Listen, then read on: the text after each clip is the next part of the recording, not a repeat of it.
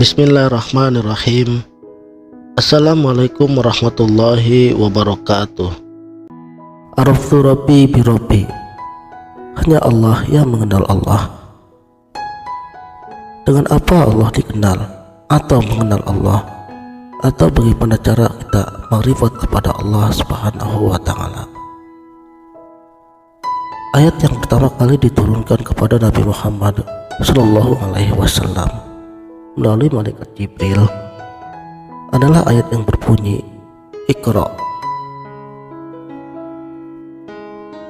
Kata Iqra ini dipahami sebagai kata perintah atau fi'il amr yang juga mempunyai dhamir anta atau ditujukan kepada seorang laki-laki. Pada saat wahyu itu turun, yang mendapatkan perintah tersebut adalah Rasulullah Muhammad sallallahu alaihi wasallam. Jika Iqra ini dilengkapkan lagi menjadi sebuah kalimat, maka kalimat ini menjadi Iqra anta ya Muhammad, yang artinya bacalah olehmu wahai Muhammad. Dan Nabi pun menjawab, ma ana biqori. Jawaban Nabi Muhammad ini dipahami menjadi tiga makna. Ma ana biqori, aku tidak bisa membaca, atau apa yang harus kubaca, dengan siapa aku membaca. Lalu lanjutan ayat tersebut, malaikat Jibril menyampaikannya kepada Nabi Muhammad sallallahu alaihi wasallam. Iqra bismi rabbikal ladzi khalaq. Bacalah dengan nama Tuhanmu yang menciptakan. Setelah wahyu pertama itu diturunkan, beberapa lama wahyu terhenti karena malaikat Jibril tidak menemui Nabi Muhammad SAW untuk menyampaikan wahyu kembali. Di saat masa jeda itu, Nabi Muhammad SAW merenungi tentang wahyu yang pertama, dan saat itulah Nabi Muhammad menemukan jawabannya. Beliau kembali ke Gua Hira untuk menjawab soal yang telah diberikan kepadanya itu. Di Gua Hira lah Nabi Muhammad SAW mengucapkan kalimat Ana Iqra bismillahirrahmanirrahim. Aku membaca beserta Allah yang maha pengasih lagi maha penyayang. Lalu wahyu kedua pun turun dan seterusnya.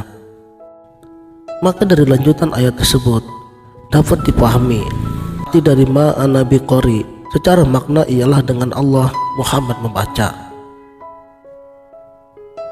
Lalu ayat selanjutnya Iqra bismi rabbikal ladzi khalaq, ini dimaknai bacalah bersama Tuhanmu yang menciptakan.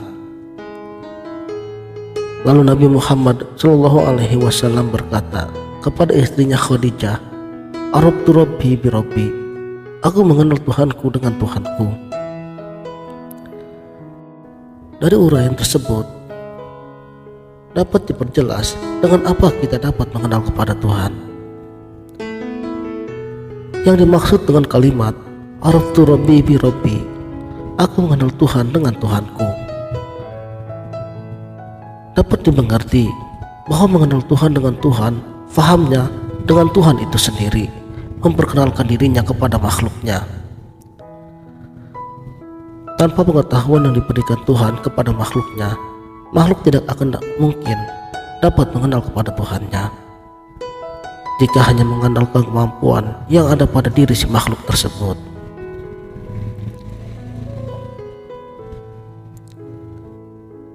Misalnya, manusia diberi akal.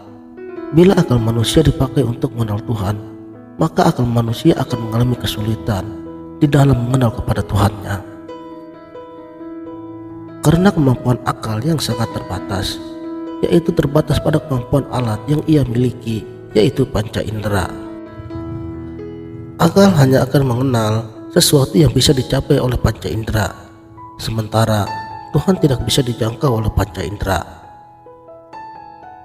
Sang akal tidak akan bisa mengenali Tuhannya. Lalu, dengan apa Tuhan bisa dikenal? Tidak ada yang bisa kecuali Tuhan itu sendiri yang memperkenalkan dirinya.